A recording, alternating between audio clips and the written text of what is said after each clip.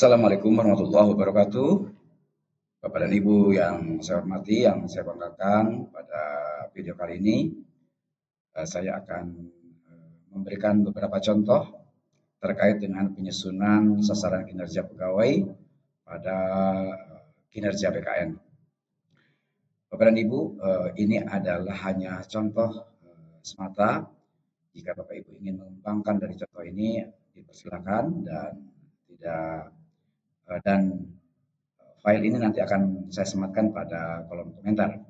Baik, Bapak dan Ibu, saya akan mulai dengan teknik menyusun atau SKP untuk kepala sekolah. Nah, Bapak dan Ibu, di file ini nanti ada dua sheet. Yang pertama sheet SKP guru dan SKP kepala sekolah. Saya akan mulai dari SKP kepala sekolah terlebih dahulu. Bapak dan Ibu, di contoh SKP kepala sekolah, pada saat kita nanti masuk ke kinerja PKN, lalu kemudian pilih detail SKP, kemudian menambah SKP, nanti akan muncul RHK pimpinan yang diintervensi. Silakan Bapak dan Ibu memilih salah satu dari RHK pimpinan yang diintervensi, lalu kepala sekolah membuat RHK-nya. Ini contoh RHK bagi kepala sekolah.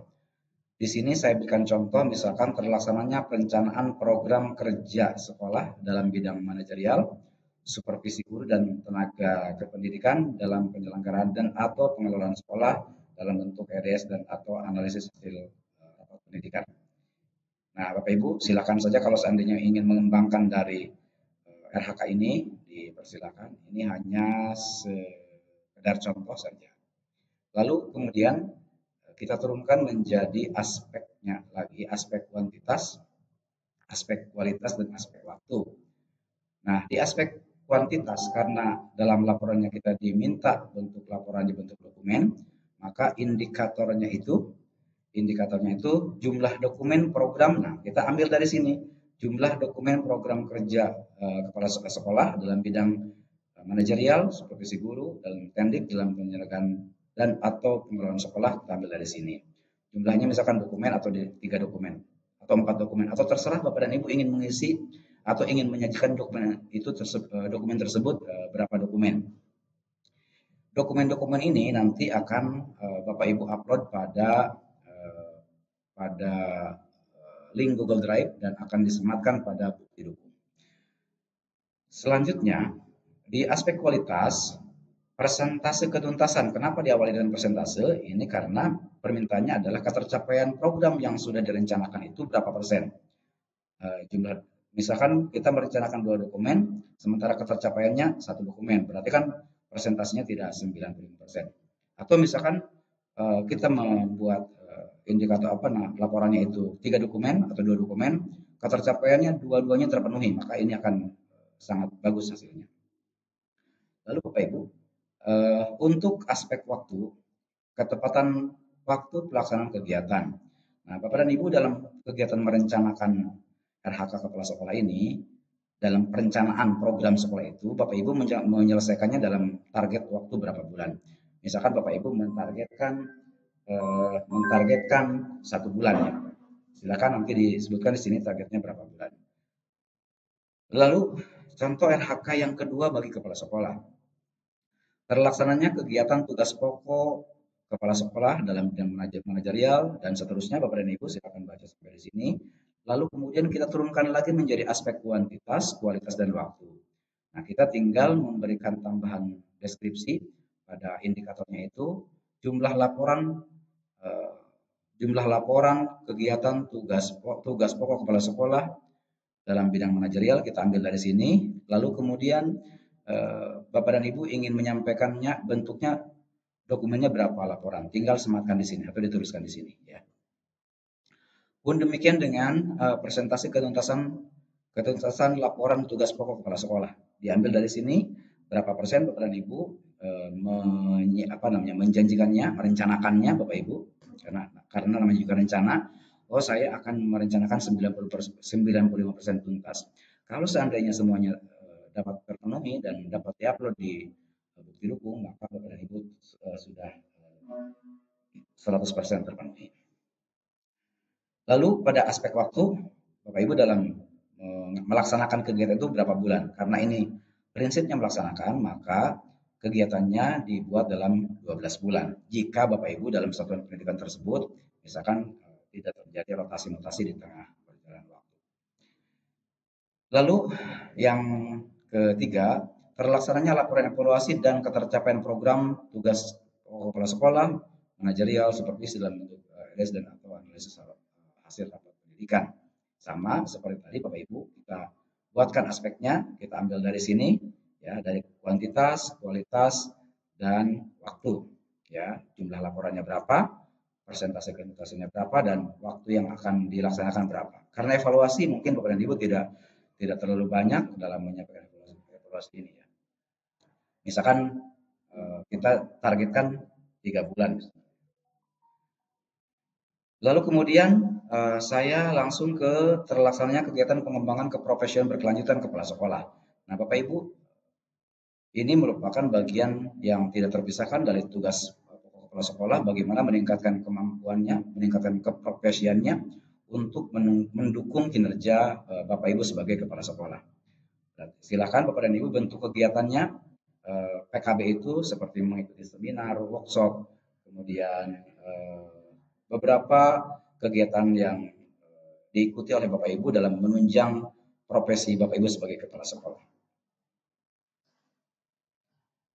Lalu kemudian Bapak dan Ibu, di tugas tambahan ini tinggal diperhatikan Bapak dan Ibu.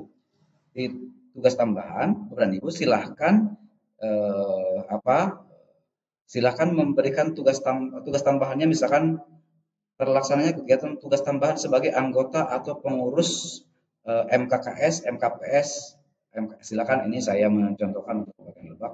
Jika Bapak dan Ibu misalkan sebagai anggota MKPS atau MKKS, silakan nanti dibuatkan ini bagian dari tugas tambahan. Sama kita buat dalam aspek kuantitas, aspek kualitas, dan aspek waktu. Ya, kemudian di sini jumlah laporan kegiatan tugas tambahan sebagai anggota atau pengurus MKPS saya hapuskan. Contohnya, silakan Bapak dan Ibu kalau seandainya di kabupaten lain disebutkan. Lalu kemudian Bapak dan Ibu,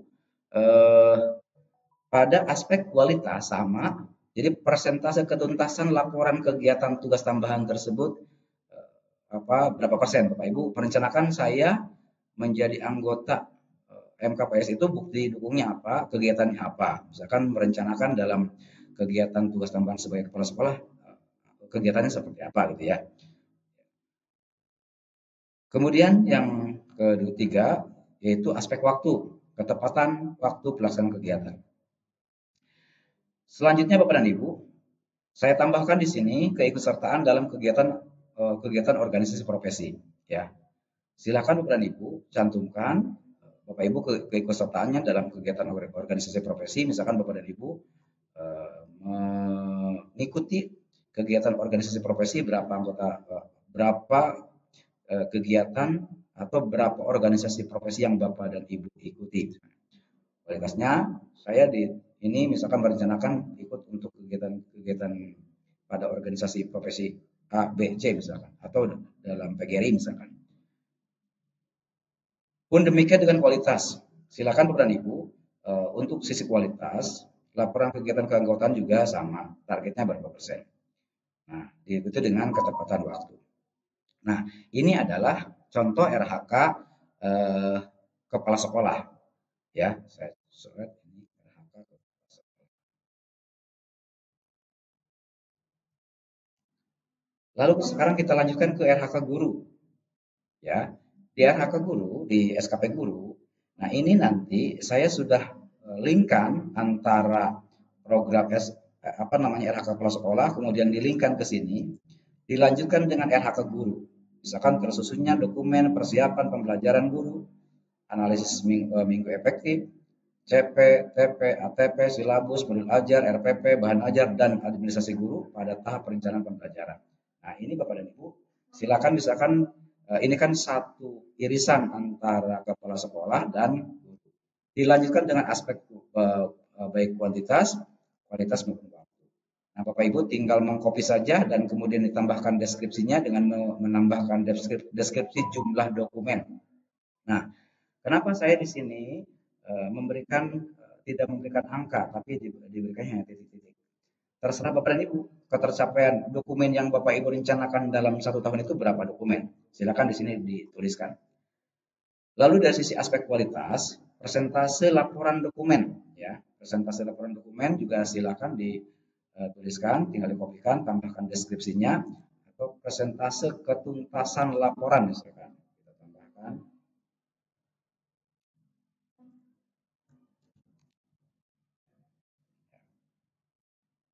Lalu dari sisi waktu,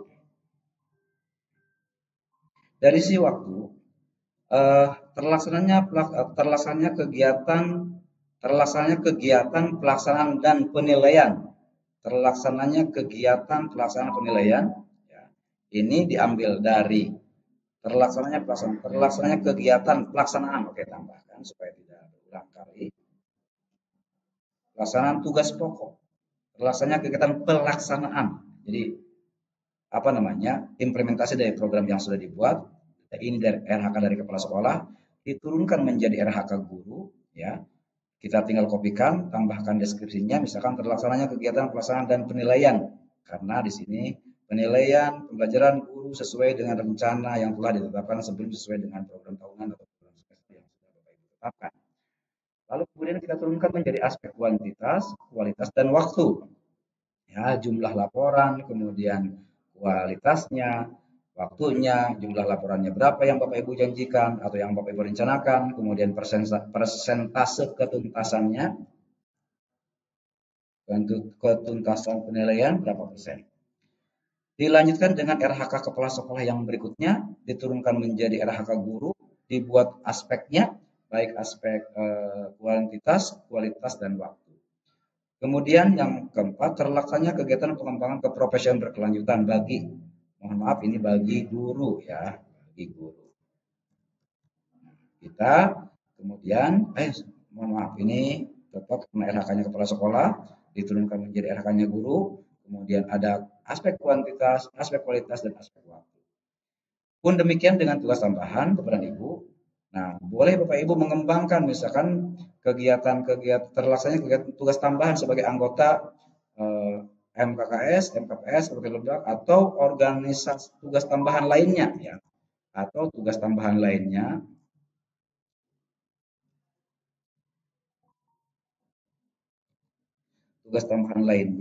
Ya. Kemudian dilanjutkan dengan ini adalah RHK guru. Terlaksananya misalkan Bapak Ibu tugas tambahan sebagai pembina ekstrakurikuler misalkan,